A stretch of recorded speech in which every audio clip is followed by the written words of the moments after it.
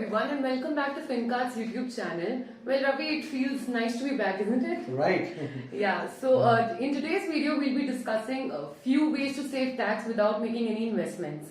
So Ravi, tax filing जो है काफी tedious work है taxpayers के लिए, but eventually it is a great source for saving corpus, isn't it? Right so जब हम टैक्स फाइलिंग की बात करते हैं, एक तो टीडियस एक्टिविटी और उसमें काफी सारे डिडक्शंस हमें मिलते हैं। तो आज जो हम बात करने वाले हैं ऐसे डिडक्शंस की जिसके लिए आपको कोई एडिशनल इन्वेस्टमेंट्स करनी नहीं पड़ती। It's already you are maybe doing it और you can claim the tax benefit as well. Okay, तो इनमें सबसे पहले जैसे कि आता है कि एक सबसे कॉमन डिडक्शन है अंडर 80C, जिसमें we tend to make certain investment through insurance based investment, mutual fund based investment. But आप सेम डिडक्शन क्लेम कर सकते हैं अगर आप अपने बच्चे की स्कूल फीस पे करते हैं तो, है ना। अगर आप बच्चे स्कूल में पढ़ रहे हैं तो आपने देखो ट्यूशन फीस करके कॉम्पोनेंट होता है, ओनली ट्यूशन फीस जो आप स्कूल को पे कर रहे हैं एक बच्चे दो बच्चे पे, वो आप कंबाइन करके वो भी इसके अंदर आप क्लेम कर सकते हैं। Okay, and I've also heard that taking a home loan also helps. Okay, तो इसको हम ऐसे देखते हैं कि there are 5 broad level deductions which can be covered without making any investment. One, child education fees, which I have talked about, in which if you're paying fees in the form of tuition fees will be claimed under 80C. The second thing is India is a country where buying a house is a very emotional decision. Okay, so most time we see that we buy a house. तो अगर आपके पास घर है and you have taken a loan for it और आप उसकी EMI भर रहे हैं, तो जो भी इंटरेस्ट आप बैंक को पे कर रहे हैं उस लोन के अगेंस्ट में up to the limit of 2 lakh rupees आप उसको सेक्शन 24(2) में क्लेम कर सकते हैं। तो अगर आपकी 10 लाख की इनकम है तो ये 2 लाख रुपए आपके कम हो जाएंगे। दूसरा, जो भी प्रिंसिपल आप उसमें रीपे कर रहे हैं, ईएमआई के अंदर 2 कंपोनेंट होते हैं, प्रिंसिपल और इंटरेस्ट।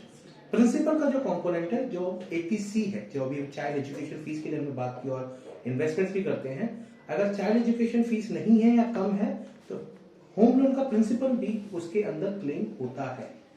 अपार्ट फ्रॉम दैट एक और सुविधा मिली हुई है सेक्शन 80EE में, जिसमें अफोर्डेबल हाउसिंग को काफी प्रमोट किया गया। तो आप कोई भी घर 50 लाख से नीचे का बाय करते हैं जिसमें लोन अमाउंट 35 लाख रुपीस का है आपका, तो एडिशनली आप 50,000 रुपीस की इंटरेस्ट रिबेट क्लेम कर सकते हैं, जो 2 लाख रुपए स्टैंडर्ड है। तो मतलब टोटल आप 2.5 लाख रुपए तक का इंटरेस्ट क्लेम कर सकते हैं इस सेक्शन के तहत। Alright, so coming to the next question, Ravi, how can HRA जो है वो हमारा हाउस रेंट अलाउंस, तो वो कैसे हेल्प करता है हमें टैक्स सेव करने के लिए? तो देखिए, जैसे हमने पहले बोला कि 80C में ट्यूशन फीस, अगर आपका घर है, अगर आपका घर नहीं है खुद का और आप रेंट पे रहते हैं, तो जो भी आप रेंट पे करते हैं और आपकी सैलरी का कंपोनेंट HRA है, तो आप उस रेंट को भी HRA टैक्स के अंदर क्लेम कर सकते हैं। उसमें डिडक्शंस, उसमें लिमिट है उसके अंदर कि अगर आप मेट्रो सिटीज में हैं तो 50% ऑफ योर बेसिक सैलरी और non metro 40% basic salary. Total HRA जो आपको मिल रहा है, मतलब जो कंपनी में सैलरी में जो आपका कंपोनेंट है, और आप जो एक्चुअल रेंट पे कर रहे हैं माइनस 10% ऑफ बेसिक सैलरी, है ना। तो अगर आप रेंट पे कर रहे हैं 20,000 रुपए, साल का 2,40,000, 10% बेसिक सैलरी माइनस करने के बाद जो अमाउंट आता है, इन तीनों में जो सबसे कम होगा वो आप HRA क्लेम कर सकते हैं अगर आपके पास खुद का घर नहीं है। लेकिन अगर आपके पास घर है और आप रेंट पे भी रह रहे हैं, हो सकता है कि मेरा घर दिल्ली में है और किसी काम के वश मैं बैंगलोर में रहता हूं और दिल्ली में मेरे पेरेंट्स रहते हैं, तो आप होम लोन इंटरेस्ट और HRA दोनों भी साइमल्टेनियसली क्लेम कर सकते हैं। अपार्ट फ्रॉम दैट, जो हमने बात की कि 3-4 चीजों पर हमने बात की, इसके अलावा जो 2 और एक्सपेंडिचर्स हैं जो आप करते हैं, जैसे कोविड ने हेल्थ इंश्योरेंस को बहुत तवज्जो दी, प्रिवेंटिव हेल्थ चेकअप को बहुत तवज्जो दी। आप कोविड टेस्ट कराते हैं, वो एक चेकअप है, it's a preventive health checkup. तो 5,000 रुपए तक का साल का आप प्रिवेंटिव हेल्थ चेकअप के अंदर सेक्शन 80D में क्लेम कर सकते हैं। या फिर आप हेल्थ इंश्योरेंस लेते हैं, वो भी आप क्लेम कर सकते हैं subject to limit of 25,000 rupees for people less than 60। More than 60 it can be 50,000 rupees also. Okay, तो आप डिपेंडेंट पेरेंट्स के ले रहे हैं वो भी आप क्लेम कर सकते हैं, अपने लिए ले रहे हैं वो भी आप क्लेम कर सकते हैं। हमने अपने प्रीवियस वीडियोस में इसके ऊपर डिटेल्स में बात की है।